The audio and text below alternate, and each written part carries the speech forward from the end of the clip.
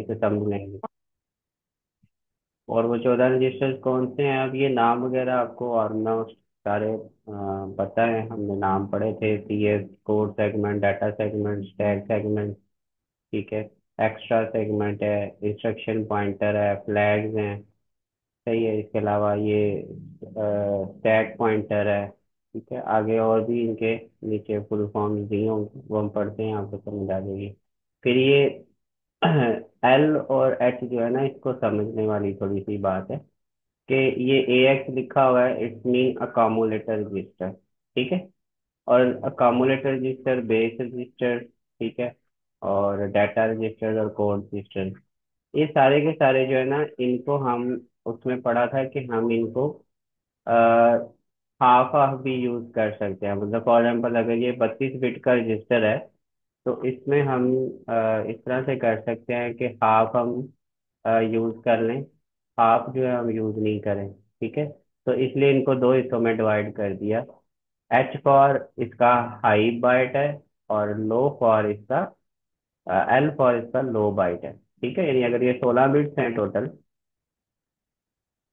तो एक bite 8 bits की होती है, आपको पता है, ठीक है। तो 0 से लेकर ये 8 तक ये आपके पास एक बाइट हो जाएगी। और इसी तरह 9 से लेकर जो 15 तक है, वो आपके पास 0 से लेकर 7 तक हो जाएगी एक बाइट। और 8 से लेकर 15 तक जो है वो आपके पास दूसरी बाइट हो जाएगी। तो इसको हम हाई और लो बाइट में डिवाइड कर सकते हैं। तो इसी तरह ये भी, और ये भी, और ये भी, सबके साथ हम H और L लगाते जाएंगे, तो वो हाई बाइट और लो बाइट में आता जाएगा, ठीक है। ये बात समझ में आ गई आपको? ये होगा हाँ जी। 0 to 8 या 0 to 7, ये हाई होगा या लो होगा? ये हाई मतलब होगा। लो और हाई। ये हाई हो, मतलब फर्स्ट जो आपके पास बिट्स हैं 8, वो हाई होंगी, और अगली 8 जो है वो लो होंगी, ठीक है। जी।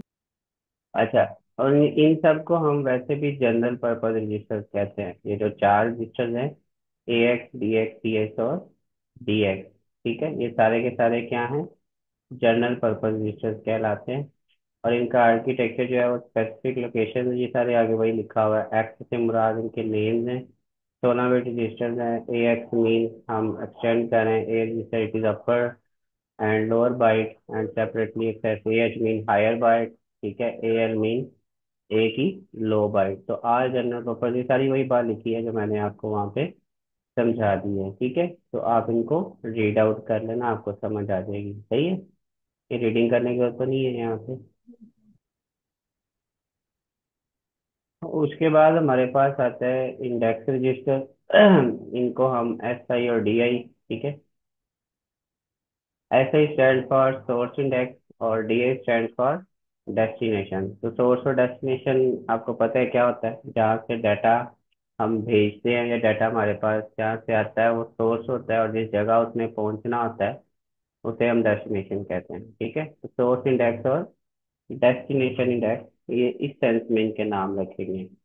These are the index register of the Intel architecture, ठीक है। ये इंटेल जो प्रोसेसर्स हैं, उनके आर्किटेक्चर के अंदर ये मौजूद होते हैं। इनका काम क्या होता है कि एड्रेसेस को होल्ड करते हैं और यूज करते हैं मेमोरी को एक्सेस करने में। Being an open and flexible architecture, Intel allows many mathematical and logical operations on these registers. तो क्योंकि ये फ्लेक्सिबल होते हैं, इसका आर्किटेक्चर जो है, तो इसलिए इंटेल जो है वो इसमें ज़्यादातर मैथमेटिकल लॉजिकल ऑपरेशंस भी कर सकता है, लाइक द जनरल रजिस्टर। तो इनको जनरल रजिस्टर के तौर पे भी यूज़ किया जा सकता है, क्योंकि ये फ्लेक्सिबल होते हैं जनरल रजिस्टर की तरह।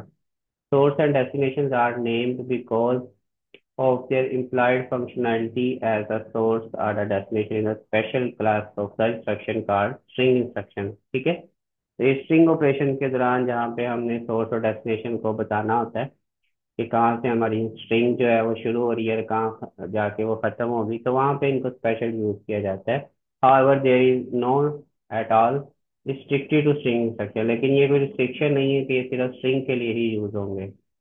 तो SI और DI भी 16 बिट होते हैं और can not be use as 8 bit. तो ये 8 बिट के तौर पे नहीं हो सकते, यानी इनको हम हाफ नहीं कर सकते, ये हमें याद रखना है।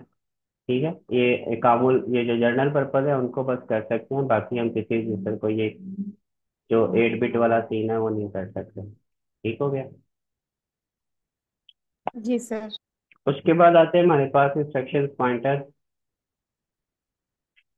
ये भी special register containing the test order, ये आपको बताया था तभी कि इंस्ट्रक्शन पॉइंटर का काम यही होता है कि इसमें जो नेक्स्ट हमारे पास इंस्ट्रक्शन सीपीयू ने एग्जीक्यूट करनी है उसका एड्रेस जो है ये स्टोर करता है। तो कोई मैथमेटिक्स या मेमोरी वगैरह जो है वो इसके अंदर direct access can be done through this register. ठीक है, कोई नहीं ये हो सकता। It is out of direct control, ये डायरेक्ट कंट्रोल से आउट होता है और ऑटोमेटिकली यूज होता है।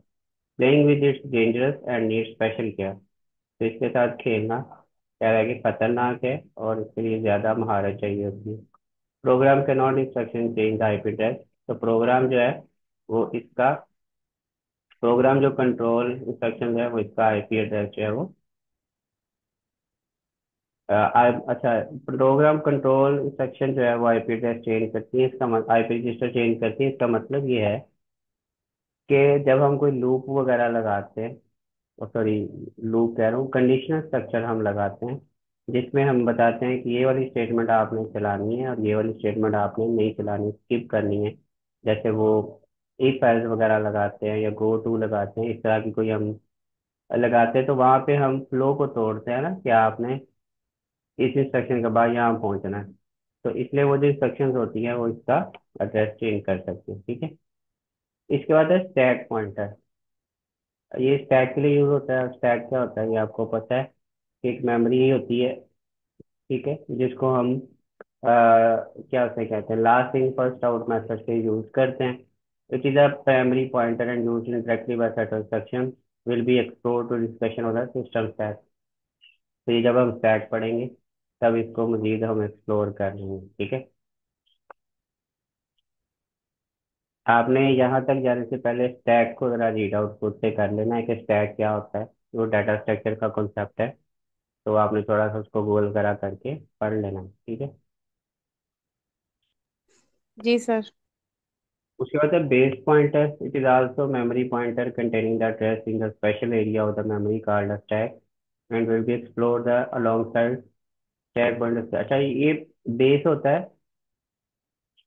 स्टैक के अंदर एक खास एरिया जो है उसे हम बेस बोलते हैं। ठीक है, तो ये जो बेस पॉइंटर है ये बेसिकली उसी के लिए यूज किया जाता है। उसके बाद आते हैं फ्लैग रजिस्टर। तो फ्लैग रजिस्टर भी हम डिस्कस कर रहे थे कि ये कोई खास meaningful as a unit rather, ये कोई खास यूनिट के तौर पे यूज नहीं होते, बल्कि इनको बिट वाइज हम यूज करते हैं। एक एक बिट इसकी इंडिकेट कर रही होती है। ठीक है, एंड जो correct is a bit wise significant according to each bit its name separately. तो हर बिट का नाम भी सेपरेट यूज हो सकता है। Bits not named are unused. The inter flag register has its bits organized. तो ये जो नाम लिखे हुए हैं ये पूरे के पूरे फ्लैग रजिस्टर है। ठीक है, इसमें से ये वाली बिट, इसका नाम ओ है, इसका नाम डी है, इसका नाम आई है। इनके क्या फुल फॉर्म्स हैं ये नीचे दी हुई है सारी, और हर बिट का इंडिविजुअल काम बताया गया है कि किस बिट ने क्या काम करना है या क्या स्टोर करना है। ठीक है, जो खाली बिट है वो यूज ही नहीं होती, इसलिए उनको खाली छोड़ दिया गया है। समझ आ गई बात की। जी सर।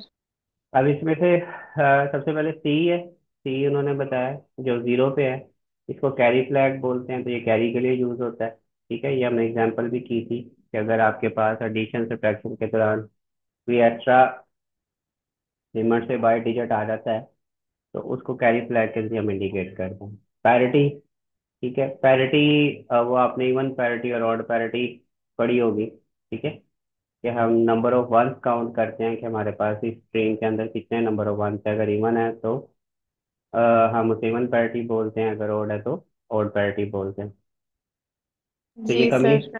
ये कम्युनिकेशन के दौरान जब डाटा हम सेंड रिसीव कर रहे होते हैं तब हम इसको चेक करते हैं ठीक है, तो ये उस काम आता है।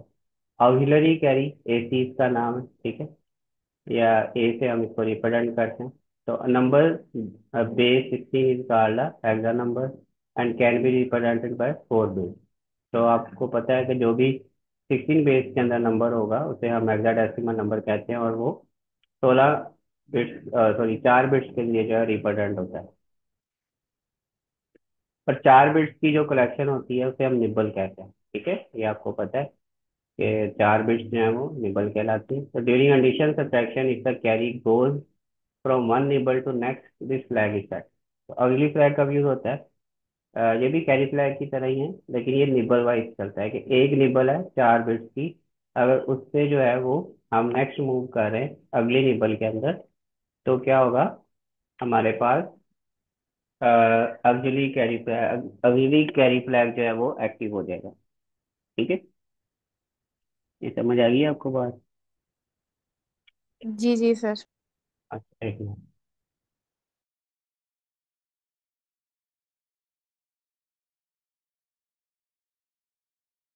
सर यहाँ से थोड़ी कंफ्यूजन है कि carry flag is for the carry from the whole addition, while auxiliary carry is the carry from the nibble to the second, ये वाली लाइन। हाँ, ये आपको क्लियर बता रहा है कि कैरी फ्लैग जो है वो पूरे के पूरे जब हम एडिशन करते हैं, मतलब हमारे पास 8 बिट है या 16 बिट है जिसको हम ऐड कर रहे हैं, तो उसमें अगर कोई कैरी लास्ट में बचता है तो हम कैरी फ्लैग यूज करेंगे। लेकिन अगर हम निबल 4 बिट्स को करते हैं, कि जैसे 4 बिट्स को हमने ऐड किया, कोई हेक्साडेसिमल नंबर है, तो वो एक निबल होती है ना, तो एक निबल से जब हम दूसरी निबल में कैरी लेते हैं तो उस वक्त ऑक्सिलरी कैरी यूज होता है। ठीक है, यानी आप जी ऐसे सर। कह लें कि आपके पास बहुत बड़ा नंबर है, तो उसके आप एंड पे जाके जो कैरी बचेगा उसके तो आप कैरी फ्लैग यूज कर रहे हैं। लेकिन दरमियान में अगर कोई 4 बिट्स के बाद आपको कैरी फॉरवर्ड करना है तो उसके लिए एलसीडी कैरी यूज होता है। ठीक है, उसके बाद जी फॉर आपके पास आता है zero flag, and it is set if the last mathematical logical instruction has produce a zero in its destination. ये तब यूज होता है जब किसी भी मैथमेटिकल या लॉजिकल इंस्ट्रक्शन का जो आंसर है वो जीरो आ जाता है, ठीक है, या उसका डेस्टिनेशन जीरो होता है, तो हम जीरो फ्लैग यूज करते हैं। तो एज पर साइन फ्लैग है, तो sign number is represented in the two's complement from its. हाँ, आपने वो कम्प्लीमेंट पढ़े होंगे, वंस कम्प्लीमेंट, टूज कम्प्लीमेंट, ठीक है। तो जब हम वंस कम्प्लीमेंट या टूज कम्प्लीमेंट कर रहे होते हैं तो हमें वहां पे नंबर्स को पॉजिटिव या नेगेटिव शो करना होता है। तो साइन फ्लैग जो है वो यूज किया जाता है कि हम कैसे आइडेंटिफाई करेंगे नंबर पॉजिटिव या नेगेटिव है। तो अगर मोस्ट सिग्निफिकेंट बिट जो है उसकी, ठीक है, एक नेगेटिव नंबर की representation is one and for the positive number it is zero. तो अगर किसी भी नंबर के एम एस बी के अंदर वन शो हो रहा है तो इट्स मीन कि वो नेगेटिव नंबर है, और अगर एम एस बी के अंदर जीरो शो हो रहा है तो वो पॉजिटिव नंबर है। The जी sign bit sir. of the last mathematical and logical operation definition is copied into the, तो फिर उसकी जो लास्ट बिट होती है, साइन बिट जिसको हम बोलते हैं, वो कॉपी कर दी जाती है कहाँ पे? साइन फ्लैग के अंदर। ठीक है, so the trap flag has special role in debugging which will be discussed later। तो ट्रैप आपको पता है फंसाने के लिए होता है। तो जब हम डिबगिंग कर रहे होते हैं, कोड को चेक कर रहे होते हैं, तब हम इसको यूज करते हैं। तो बाकी उन्होंने कहा है कि डिटेल हम बाद में इसको पढ़ लेंगे, ठीक है। आगे आता है इंटरप्ट फ्लैग। इंटरप्ट फ्लैग भी इंटरप्शन के लिए, जब हम प्रोसेसर जो है वो कोई भी काम कर रहा होता है और उसे कोई इंटरप्ट किया जाता है फ्रॉम आउटसाइड और not, sometime programmer does not want a particular task to be interrupted. तो समटाइम ये होता है कि कुछ ऐसे प्रोग्राम्स होते हैं या कुछ टास्क होते हैं जिसको प्रोग्रामर चाहता है कि इसको इंटरप्ट ना किया जाए, ठीक है। So the interrupt flag can be zeroed for this time. तो हम उस प्रोग्राम या उस इंस्ट्रक्शन के अंदर इंटरप्ट वर्ड को जीरो कर देंगे, जिसका मतलब है कि प्रोसेसर इसके प्रोसेसिंग के दौरान या इसकी एग्जीक्यूशन के दौरान इंटरप्शन जो है वो नहीं हैंडल करेगा। अगर कोई इंटरप्टर आएगी भी तो इग्नोर कर दी जाएगी, ठीक है। और अगर ये जीरो नहीं हो, the programmer rather than processor set the flag since the programmer knows when instruction is okay and no interruption can be disabled or enabled by making this bit zero or one। अगर one है तो interruption enable है, और अगर zero है तो interruption zero है, मतलब अब प्रोसेसर को इंटरप्ट नहीं किया जा सकता। ठीक। उसके बाद डायरेक्शन फ्लैग है, तो specially related to the string of instruction. तो स्ट्रिंग के लिए हम यूज करते हैं this flag tells whether the current operation has to be done from bottom to top of the block. हम ये बताना चाहते हैं कि जो स्ट्रिंग होती है, स्ट्रिंग में आपको पता है कि नंबर ऑफ करेक्टर्स होते हैं। तो अगर हम डायरेक्शन फ्लैग में जीरो सेट करेंगे तो इसका मतलब है कि हम क्या चाह रहे हैं, operation has to be done from bottom to top. ठीक है, बॉटम से टॉप अगर हम चाहते हैं कि नीचे से ऊपर जाए ऑपरेशन, तो डी जीरो कर देंगे, इन डायरेक्शन फ्लैग जीरो कर देंगे। और अगर हम चाहते हैं कि टॉप से बॉटम में आए, तो हम डायरेक्शन फ्लैग को वन कर देंगे। तो ये डायरेक्शन सेट करने के बेसिकली होता है कि आपने कहाँ से स्ट्रिंग को जो है वो सॉल्व करना या रीड करना शुरू करना है। उसके बाद आता है आपके पास ओवरफ्लो फ्लैग। तो जी overflow sir. Is set during the signed arithmetic. ठीक है, ओवरफ्लो फ्लैग हम यूज करते हैं, ये नाम से पता चल रहा है कि जब हमारे पास ओवरफ्लो हो जाता है और साइंड अरिथमेटिक हम कर रहे होते हैं, मतलब साथ में साइन भी यूज कर रहे होते हैं, एडिशन या सब्ट्रैक्शन कुछ भी कर रहे हैं, sign of the destination change unexpectedly. अगर किसी नंबर का अचानक से साइन खुद ब खुद चेंज हो जाता है, तो actual process sets the overflow flag whether the carrying to the MSB is different from the carry out of the। तो फिर हम क्या करते हैं, इस ओवरफ्लो फ्लैग को वन कर देते हैं अगर कहीं एक्सीडेंटली जो है उसका साइन चेंज हो जाता है। और एक्चुअल प्रोसेस जो है उसने कहा कि वो ओवरफ्लो फ्लैग को सेट कर देता है, बेशक जो है वो वेन एवर कैरी जो है वो एमएसबी में इन होगा या आउट होगा, वो बात की बात। उसके बाद सेगमेंट रजिस्टर्स हैं सर जिसमें इसमें MER में और MDR में क्या डिफरेंस है? एम ए और एम डी आर वो कहाँ है। सर मेमोरी एड्रेस रजिस्टर और memory data register. M A R और एम डी आर, हाँ। असल में जो रजिस्टर्स हमारे पास एड्रेस के लिए यूज होंगे ना, ठीक है, वो एम ए आर रजिस्टर होता है जिसमें हम एड्रेस स्टोर करते हैं, डाटा स्टोर नहीं करते। ठीक है, और जो डाटा को स्टोर करने के लिए यूज होंगे वो एम डी आर होंगे, ये डाटा रजिस्टर्स होंगे। सर जो होती है इसकी मेमोरी, ये कहाँ तक एक्सेस देती है कि हम डाटा को स्टोर करें? कि मिसाल के तौर पे इसकी तो स्पेस बहुत कम होती है ना, तो कितनी। ये बाकी डाटा सेकेंडरी में भेज देते हैं, वहां पे मतलब स्टोर हो जाता है या मेन में? तो इसकी मतलब किस हद तक है कि इसमें डाटा ये स्टोर होगा, या जरूरी फाइल्स होती होंगी, या क्या इसका सिनेरियो होगा? कितने रजिस्टर्स में। जी जी जी सर। हाँ, तो ये हमने अभी डिस्कस किया था ना कि जो इंस्ट्रक्शन जो है या जो प्रोसेस जो है, वो करंट सीपीयू जिस पे काम कर रहा होता है उसका जो डाटा होता है, रेलिवेंट डाटा जो उसे चाहिए होता है फौरी तौर पे, सिर्फ वो रजिस्टर में रखा जाता है। मतलब इस वक्त जिस प्रोसेस पे वो काम कर रहा है, ठीक है, सीपीयू, उसका जो डाटा होगा वो रखा जाएगा रजिस्टर के अंदर, बाकी कोई डाटा नहीं होगा। ठीक है। जी सर।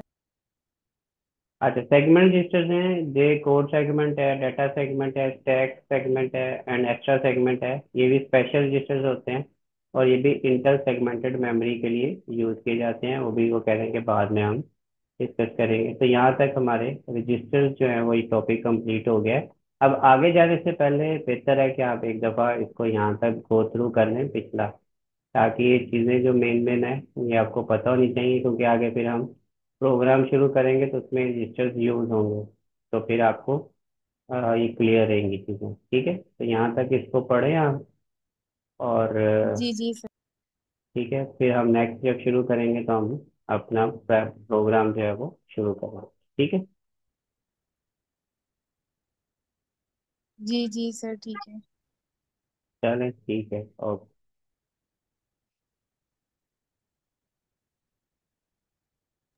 अल्लाह हाफिज सर। अल्लाह हाफिज़।